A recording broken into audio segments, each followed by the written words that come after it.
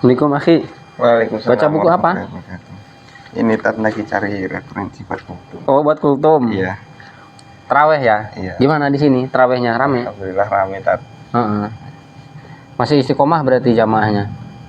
Alhamdulillah masih semua. Oh, masih rame sampai sekarang. Oh, alhamdulillah, syukurlah. Jadi gini Tat, Anda mau nanya gimana? tentang keutamaan sholat tarawih berjamaah. Iya. Katanya itu apa? Utamanya itu lebih besar katanya. Apa benar itu Tat? Iya ya. Tentang sholat tarawih berjamaah ya. Iya.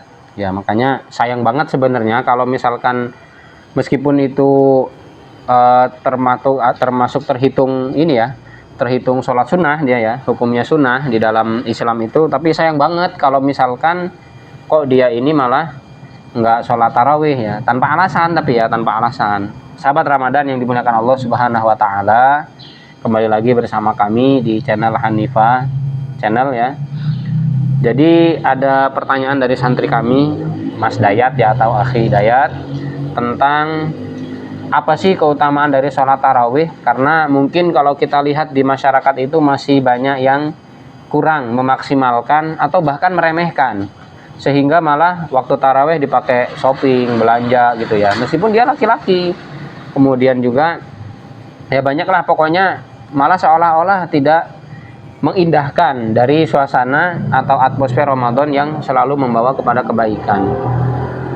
Di dalam sebuah hadis Nabi Shallallahu Alaihi Wasallam bersabda, "Man qama Ramadana imanan wahtisaban, ghufira lahu ma taqaddama min dzanbi." Jadi akhi ini, itu hadisnya dalam Bukhari Muslim ya. Kata Nabi gini, "Man qama Ramadana." Siapa yang dia ini menghidupkan malam-malam di bulan Ramadan. Jadi menghidupkan malam bulan Ramadan itu sebenarnya banyak sekali macamnya. Termasuk di dalamnya terhitung adalah sholat tarawih. Karena sebenarnya sholat tarawih ini termasuk juga seperti qiyamul lail atau sholat tahajud yang diawalkan. Dan kemudian Nabi juga dulu memang pernah mencontohkan, hanya memang kalau berbicara hukum tidak wajib ain, atau bisa dikatakan tidak wajib secara mutlak. Dulu Nabi di dalam sejarahnya tentang tarawih ini, beliau hanya melakukan selama 3 malam saja.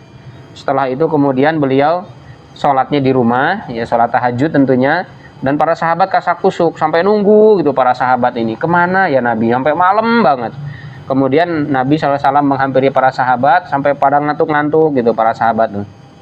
Sebenarnya tidak ada yang menghalangi diriku untuk pergi ke masjid untuk melaksanakan sholat tarawih. Cuman khawatir Nabi SAW ini dengan kasih sayangnya ya kepada umatnya, beliau ini cuman khawatir kalau ini nanti sampai diwajibkan oleh Allah Subhanahu Wa Taala.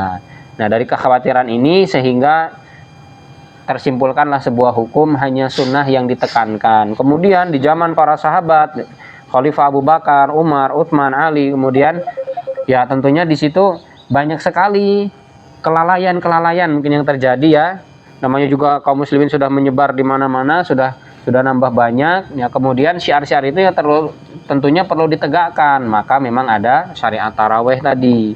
Tapi Nabi Shallallahu Alaihi Wasallam sudah jelas-jelas memberikan sebuah arahan kepada kita. Jadi bahasanya man qoma Ramadana, siapapun yang dia menghidupkan malam-malam bulan Ramadan, termasuk di dalamnya salat tarawih, imanan, karena dasar iman, kita punya iman ya, kita yakin itu adalah syariat dari Allah Subhanahu Wa Taala yang dilakukan oleh Rasulullah Shallallahu Alaihi Wasallam, wahtisaban, dan minta pahala, berharap pahala, kita mengharapkan pahala dari Allah Subhanahu Wa Taala, ghufira lahu ma taqaddama min dzanbi. Nah ini keutamaannya, maka akan diampuni dosa-dosanya yang telah lalu. Jadi Ramadan ini akhi luar biasa.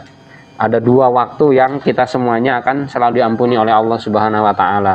Di malam harinya ketika kita melaksanakan sholat tarawih, kemudian yang kedua di siang harinya ketika kita berpuasa atau siam. Sama hadisnya, redaksinya dalam Bukhari Muslim.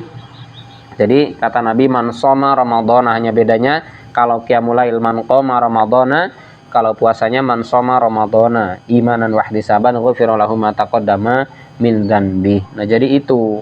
Nah Tapi mungkin ada juga yang perlu ditegaskan ini. Banyak orang-orang memang mereka taraweh, mereka ikut taraweh juga. Tapi ketika dia tidak setuju misalkan dengan yang 23 rakaat, dia memutus kebersamaannya dengan imam sampai kemudian di 8 rakaat atau mungkin ya di 8 rakaat karena dia mau 11, akhirnya dia mundur. Ya.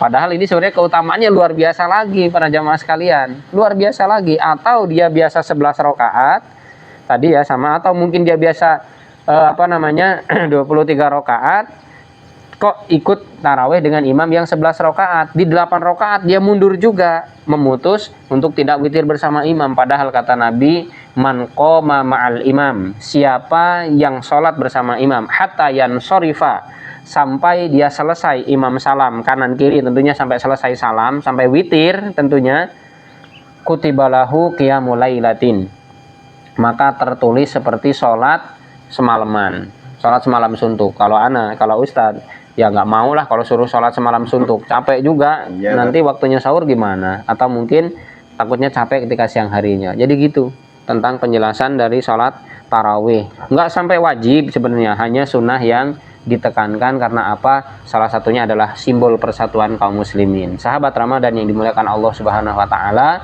itulah keutamaan tarawih yang diajarkan oleh Nabi, yang dikuatkan oleh para sahabat. Mudah-mudahan kita semuanya juga akan diberikan keluangan waktu oleh Allah Subhanahu wa taala sehingga tidak meremehkan.